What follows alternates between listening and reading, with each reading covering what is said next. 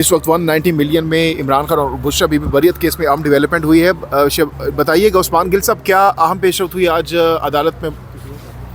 जी, आज हमारी जो एप्लीकेशंस हमने बरियत की इमरान खान और बुशरा इमरान खान साहबा की दी थी एहतसाब अदालत इस्लामाबाद के पास, जो उन्होंने खारिज कर दी थी, उनको चैलेंज किया गया था इस्लामाबाद हाई कोर्ट में। तो वो आज इस्लामाबाद हाई कोर्ट में जो डिवीज़न बेंच था chief justice Islamabad high court का, उसके पास वो समाअत के लिए मुकर्रर थी, जिसमें आज उन्होंने उस जो इस्लामाबाद एहतसाब अदालत का फ़ैसला था उसको कलअदम करार देते हुए, इस वजह से कि वो without any reasons applications decide नहीं की गई मेरिट पे, और उन एप्लीकेशंस को पेंडिंग कर दिया गया था कि फ़ाइनल जजमेंट के ऑफ द केस के साथ डिसाइड करेंगे। तो इस चीज़ को कोर्ट ने कंसिडर किया कि ये एक इलीगैलिटी है, ऐसा नहीं होना चाहिए। जब भी कोई एप्लीकेशन आती है उसका मेरिट्स के ऊपर फ़ैसला होना चाहिए और विद रीजनिंग होना चाहिए। तो इस ऑब्जर्वेशंस के साथ उन्होंने ये ट्रायल कोर्ट को वापस भेज दी हैं एप्लीकेशंस, इमरान खान की भी और बुशरा इमरान खान साहबा की भी, कि इनको दोनों पार्टीज़ को सुन के मेरिट्स के ऊपर रीज़न्स के साथ फ़ैसला करें। और हमने अदालत को यही इस्तदा की थी कि अब चूँकि केस 342 बयान मुल्ज़मान की स्टेज पे है, तो ट्रायल कोर्ट को डायरेक्ट किया जाए कि ट्रायल की प्रोसीडिंग्स और ये एप्लीकेशन साइड बाय साइड ना चलें, बल्कि पहले हमारी एप्लीकेशंस पे फ़ैसला हो, हमारी बहस सुनी जाए, प्रोसिक्यूशन की बहस सुनी जाए, उसके बाद ट्रायल की प्रोसीडिंग्स चलाई जाए। तो ये हमारी इस्तदा थी, इसको भी अदालत ने जो है वो हमारी इस्तदा को मंजूर किया, लेकिन अभी डिटेल ऑर्डर आएगा तो फर्दर क्लियर हो जाएंगी चीज़ें। 249 और 265 में पहले फैसला होना सर? अब 265 के में पहले फैसला होगा इस्लामाबाद की एहतसाब अदालत से, उसके बाद केस में प्रोसीडिंग। तो यानी वो अडियाला जेल में 190 मिलियन का जो केस चल रहा है वो रुक जाएगा इस आज के डेवलपमेंट के बाद? देखिए, एज सच अदालत ने कोई स्टे ऑर्डर तो नहीं जारी किया, लेकिन अदालत ने कहा कि हम ये डायरेक्शन दे देते हैं कि पहले आपकी दरखास्तों का फ़ैसला हो, उसके बाद ट्रायल चले। यानी दरखास्तों के फैसले तक ट्रायल रुक जाएगा? पहले दरखास्तों का फ़ैसला होगा, फिर ट्रायल में प्रोसीडिंग होगी। अच्छा, अगर यानी कि अगर आपकी दरखास्त ख़त्म होती है तो फिर ट्रायल चलेगा, वरना ट्रायल वहीं से फारिग हो पहले जाएगा? फैसला होगा दरखास्तों का, और दरखास्त आपकी एक्सेप्ट हो जाती है ऑब्वियसली फिर रुक जाएगा, ख़त्म हो जाएगा। तो फिर तो हमारी दरखास्तें ही ये हैं कि हमें बरी किया जाए। अगर वो दरखास्तें मंजूर होती हैं तो जाहिर बात है बरी हो जाएंगे, फिर ट्रायल नहीं चल सकता। तो क्या आपको कहा कि सर इस तरह का फैसला जो आज इस्लामाबाद हाई कोर्ट ने?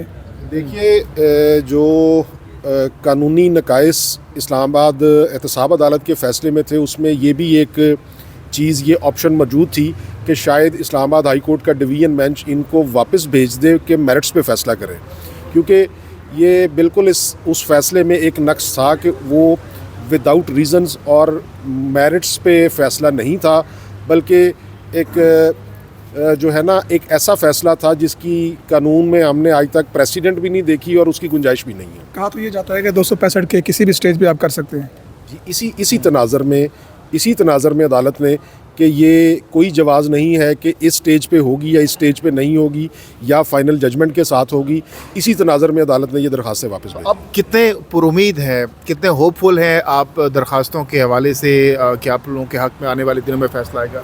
देखिए, ये आज से 1-1.5 माह पहले जब हमने ये दरखास्तें एहतसाब अदालत इस्लामाबाद में दायर की थी, तो इसी उम्मीद से की थी कि हमारे ख़िलाफ़ कोई केस बनता नहीं, इसी वजह से दरखास्तें दायर की थी। Thank you. तो अब आज हमने देखा कि सलमान सफदर साहब नहीं पहुंचे यहाँ पर, उसकी क्या वजह है? मेरे ख्याल सलमान सफदर साहब लाहौर में 9 मई के जो केसेस थे इमरान खान साहब के, उनमें बिजी थे।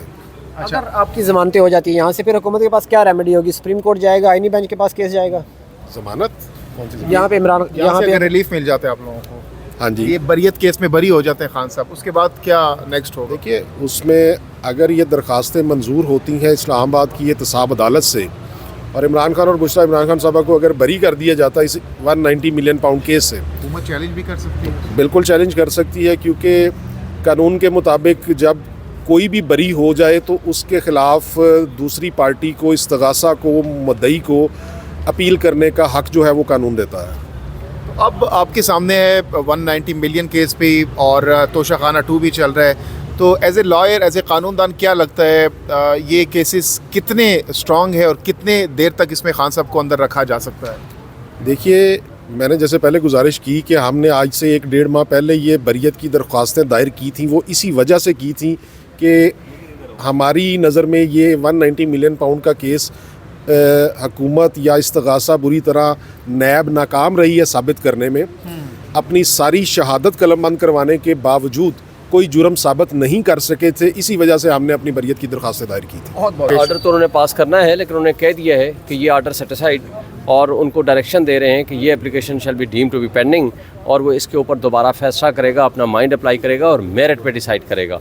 चूँकि पहले तो उसने सिर्फ इस ग्राउंड पे डिसाइड कर दिया कि जनाब इसको आखिर में देखेंगे, बाद में देखेंगे, और साथ कोई और एक्यूज़ इससे मुतासर ना हो। भाई 2 एक्यूज़ हैं, 2 मुल्ज़मान हैं, दोनों बरियत की दरख्वास्त लेके आ रहे हैं, आप उसको मेरिट पे डिसाइड नहीं करते तो वो उनको दोबारा भेज दिया है। अब वो मेरिट पे डिसाइड करेंगे और उसके पहले कोई प्रोसीड नहीं करेगा। पहले ये वाला केस, ये वाली पटिशन जो है कोटल की, ये डिसाइड होगी, और इंशाल्लाह हमें उम्मीद है कि ये केस उड़ जाएगा। इसमें कोई ग्राउंड नहीं है, क्योंकि बात है गेन की। क्या गेन हमने हासिल किया वो बताएं ना ला करके, कोई एविडेंस इसमें है ही नहीं, कोई चीज़ ही नहीं है। बहरहाल आप इस पर देखते हैं कि आगे क्या प्रोसीडिंग होती है, लेकिन ऑर्डर उन्होंने टेंटेटिव अनाउंस कर दिया है, लेकिन अभी रिटर्न ऑर्डर आएगा तो फिर then we will let you know. और अडियाला में जो 190 मिलियन केस चल रहा है, उससे इसको कोई फर्क, वो रुक जाएगा ना। पहले इस एप्लीकेशन को डिसाइड करेंगे कि अगर हमारी एक्विटल हो जाती है तो दैट्स ऑल। अगर वो एक्विटल नहीं होती तो हम उसको लेकर के फिर हाई कोर्ट में दोबारा आ सकते हैं। हमारा ये जो भी दोबारा ऑर्डर करेगा, क्योंकि हमें उससे तो इंसाफ की तवक्को नहीं है। जिस तरह राना साहब बैठे हुए हैं और उनका जो मिजाज है और जिस तरह वो कंप्रोमाइज़्ड है, मेरी ज़ाती राय है, मुझे तो उससे इंसाफ की तवक्को नहीं है। लेकिन बहरहाल फिर भी जो ऑब्जर्वेशन के साथ ये भेज रहे हैं, हमें उम्मीद है कि अब वो इन चीज़ों को ज़रूर सोचेगा, देखेगा, ऑब्ज़र्व करेगा, लॉ को देखेगा और उसके बाद जा कर के वो डिसाइड करेगा। बहुत बहुत शुक्रिया। शिवशेन साहब हमारे साथ मौजूद थे, गुफ्तगू कर रहे थे। जी नादिया, क्या कह रही हैं आप? मैंने कहा नवंबर का महीना है, बड़ा ख़तरनाक है।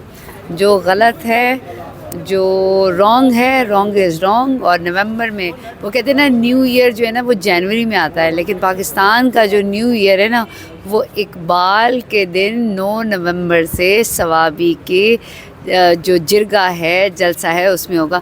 सो नवंबर जो है इकबाल, इमरान खान ने हमेशा इकबाल और शाहीन की बात की है और कहा है कि मैं नज़रिया इकबाल, नज़रिया कायद के उससे चलता हूँ। तो आप देखेंगे कि नवंबर का महीना इमरान खान के बनी गाला की तरफ जो है वो रुख इख्तियार कर गया, क्योंकि पहले अडियाला में आवाज़ें आया करती थी कि आ रहे हैं, अब वहाँ पर आवाज़ें आ रही हैं कि आप कब जा रहे हैं। तो नवंबर में ऐसी कौन सी खास बात, कौन सी ऐसी खास चीज़ हुई है जिसकी वजह से आप इतने पुरुमीद हैं कि नवंबर के महीने में खान साहब बाहर होंगे? 9 नवंबर को क्या था? इकबाल डे। जी, इकबाल डे। बस इकबाल है, कायद आज़म है और आज के दौर का इमरान खान है।